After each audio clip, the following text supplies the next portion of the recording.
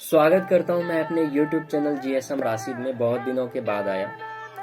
तो दोस्तों, आज का जो ये वीडियो है वो आप लोगों के लिए है। आप लोग बहुत सारे जो है प्रॉब्लम्स में फंसे रहते हो जब भी कभी आप मोबाइल सॉफ्टवेयर का काम करते हो। ठीक है, इतनी सी बात है। आप कहते हो कि भैया मैं जो गया फलाने इंस्टीट्यूट में गया, फलाने इंस्टीट्यूट मैंने ऑनलाइन कोर्स बाय किया, मैंने यहाँ से कोर्स बाय किया, मैंने वहाँ से कोर्स बाय किया, लेकिन इतना कुछ देखने के बाद, इतना कुछ समझने के बाद आपने टूल डोंगल सारे जो UMT, CM2, unlock tool, hydra, UFI, EasyJet plus, ये सारे टूल को आपने बाय कर लिया, लेकिन आप काम नहीं कर पाते। तो बाद में बहुत सारे स्टूडेंट ब्लेम करते हैं टीचर्स को कि वो टीचर हमें अच्छे से सिखा नहीं पाए या वो इंस्टीट्यूट वाला हमें सही से बता नहीं पाए।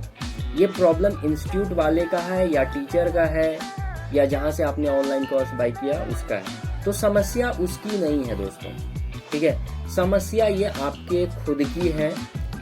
देखिए, आप जब भी कभी किसी भी टूल को बाय करते हो, CM2, UMT, unlock tool, hydra, UFI, EasyJet plus, ये आपको प्रोवाइड क्या क्या चीज करता है। तो मेरे एज अ एक्सपीरियंस के बेस पे, जो मेरा प्रैक्टिकल एक्सपीरियंस कहता है, जहां तक मैंने टूल को ऑब्जर्व किया है, जब भी कभी आप अपने टूल को ओपन करो तो वहां पर उस टूल के सारे फीचर्स के बारे में आप देखो कि वो टूल आपको प्रोवाइड क्या कर रहा है। ठीक है, टीचर्स तो आपको नॉलेज प्रोवाइड करता है, ठीक है, इसमें कोई डाउट्स नहीं है, लेकिन आपको ये भी जानने की जरूरत है, ये भी जानने की आवश्यकता है कि वो टूल एक्चुअल में हमें प्रोवाइड क्या कर रहा है। ठीक है, तो जब भी कभी आप किसी भी टूल को ऑब्जर्व करो अच्छे लेवल से, अच्छे तरीके से, वो टूल जो है आपको मिनिमम 4 चीज प्रोवाइड करता है। ठीक है, पहला जो करता है वो रीड का करता है, उसके बाद राइट का, उसके बाद इरेज का, और उसके बाद डिकोड यानी एडिट का। तो जब इन चारों चीजों के बारे में आपको पता है, रीड, राइट, इरेज और डिकोड के बारे में, तो आप अच्छे तरीके से सॉफ्टवेयर का काम कर सकते हो। जैसे अगर मैं कहूं कि आपके पास जो डिवाइस है इसकी फर्मवेयर की आप बैकअप बनाओ, तो आपके पास टूल भी है, आपके पास डोंगल भी है, आपने EasyJet के अंदर IC को लगा दिया है, लेकिन अगर मैं कहूं कि आप इसका बैकअप बनाओ, तो आप क्या कहोगे कि भैया मैं बैकअप कैसे बनाऊं, या सर जी मैं कैसे बैकअप बनाऊं। तो यहीं पर अक्सर कर बंदे अटक जाते हैं। तो जब भी कभी आप टूल को ऑब्जर्व करो तो वहां पे read scatter, read question, read NVRM, backup NVRM, इन सभी तरह का फंक्शंस आपको वहां पर देखने को मिलता है।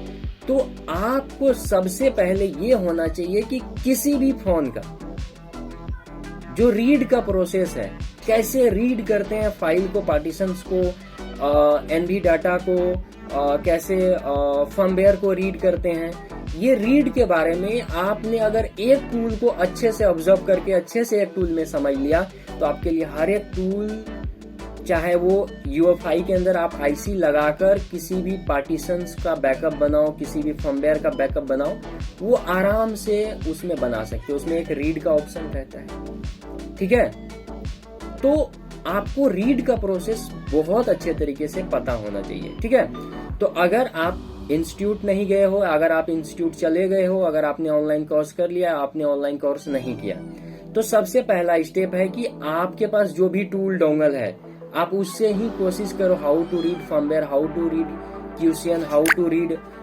NVRM, ये सारा का सारा चीज देखो।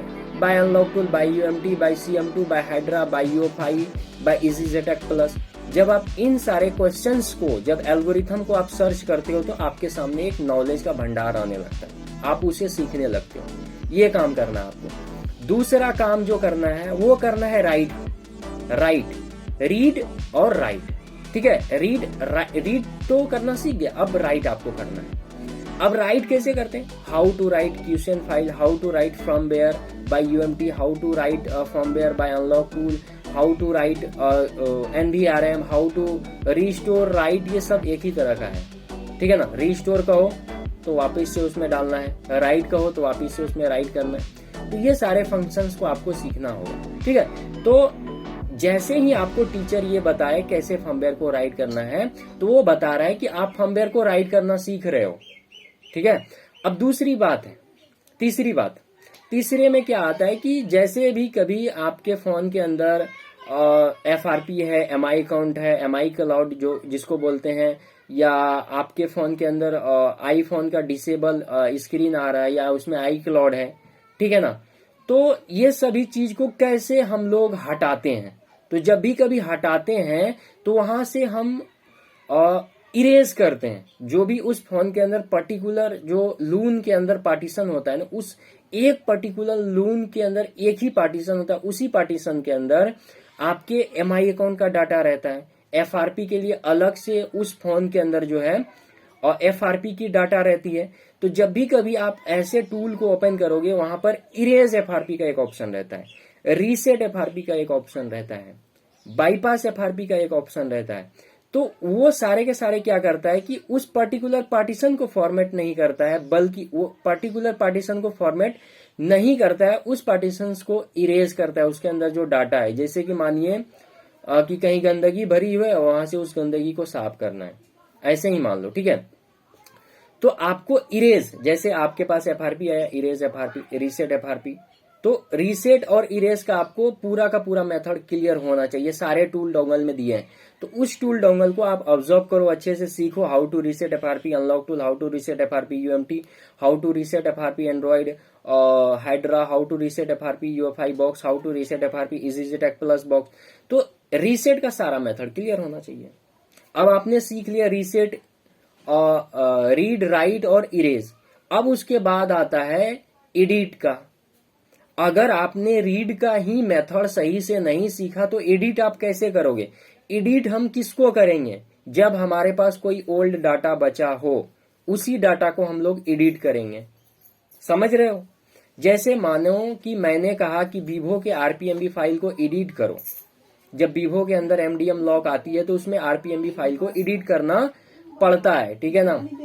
तो जब भी कभी आप एडिट करने के लिए जाओ तो आपके पास रीड किया हुआ कुछ स्पेसिफिक पार्टीशन होना चाहिए, ठीक है। तो जब आप रीड का प्रोसेस सही से कर रहे हो तो वहां पर से क्या करना है, आपको उसी स्पेसिफिक पार्टीशन को रीड करना है।